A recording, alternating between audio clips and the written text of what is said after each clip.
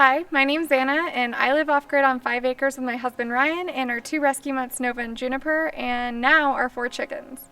And we're slowly trying to turn our land into a sustainable farmstead and glampground. We moved out here about 2 years ago. We've also traveled for about 6 months of that time in our camper, which means we've had to press pause on a lot of our projects. So we have been making much slower progress than we would like. But the silver lining of that is that we are taking things really slow, which was ultimately our goal for moving out here, to just kind of have a simpler, slower, more affordable lifestyle.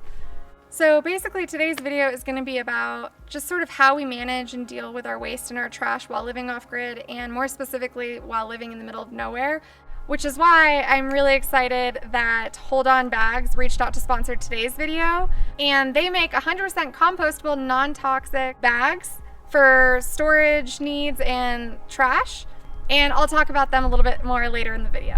We are about 25-minute drive from the closest small town and over an hour drive to the closest small city, which means we do not get mail service and we definitely do not get trash service out here. So we are in charge of transporting all of our waste, whether it's recycle or trash, out to the facilities where they can take care of it. So that means we've had to get really creative and ultimately try to reduce the amount of waste that we're creating.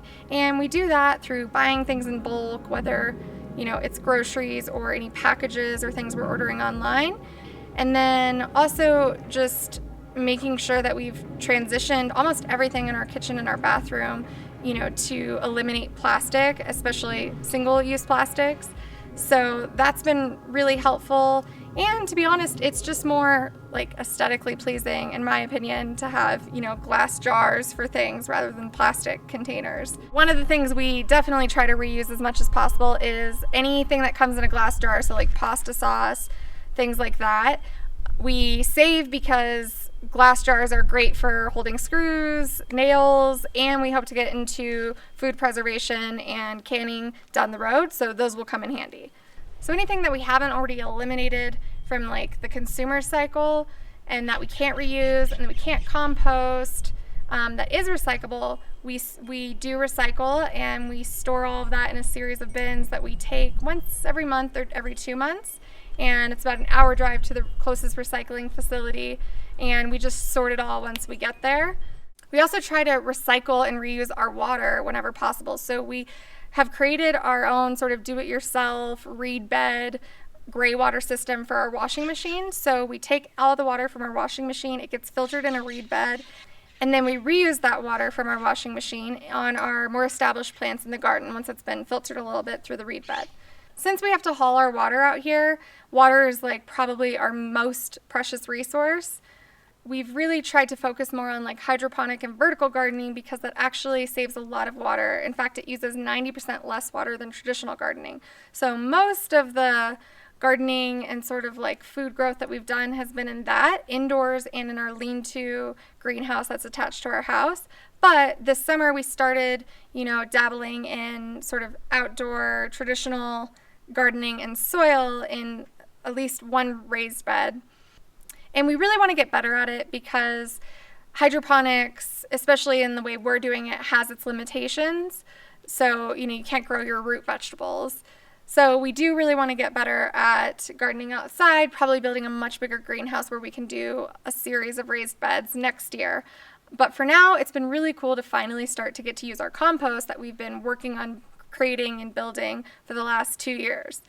And so we've mostly used it on our more established fruit trees. We have 3 apple trees, and so we've used it on that. All of it has a purpose. So I just want to tell you a little bit more about Hold On Bags. So like I said before, they're 100% compostable, and they compost in just a couple of weeks. And we've been testing them out for a little over a month now, and so I can truly attest to that fact. They are completely non-toxic, they're durable, and they make them in all different sizes. So they've got your standard like kitchen, household garbage bin with drawstrings.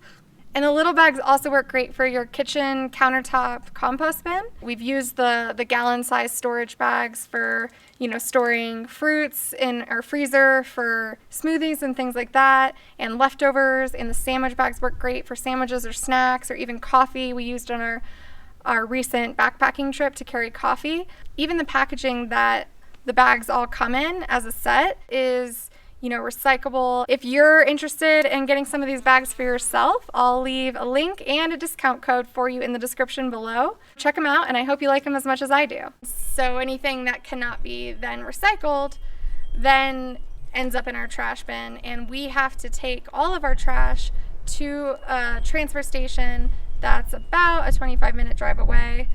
And they charge us $5 per 55-gallon trash bin. So we definitely try to reduce the amount of waste we're creating, and we try to, stockpile it for a month or two so that we're not making a ton of trips. And then when we do those trips, we sort of coordinate it so that we're running all of our errands at the same time. I mean, ultimately, like, living off-grid, and more so, I'd say, living kind of really far removed and remote in the middle of nowhere has, kind of forced us into coming up with innovative and creative solutions. And not to say in any way that we've invented these solutions. Like, tons of people are out there doing the same things, doing things better than us. But we're figuring it all out as we go, and I think we've come a long way. And I think one of the really cool things about living off-grid is that you're really conscious of how much waste you're producing, and also how much you're consuming.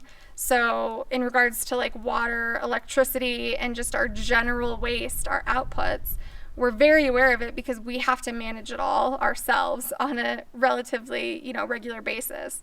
And, we're paying for the more waste we create. So it definitely is incentive to decrease the amount of waste we're creating.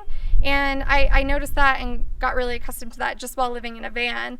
But it's kind of been more of an experiment or an exercise in conservation while living out here, because at least when I was living on the road and in a van, I was regularly going into towns and cities where they had trash services and I could get rid of my waste or I could recycle on a regular basis, but now we don't have that. So I am really grateful for that piece of it. And yeah, hopefully this video inspires you to maybe create a little bit less waste, maybe eliminate a little bit of single-use plastic in your life.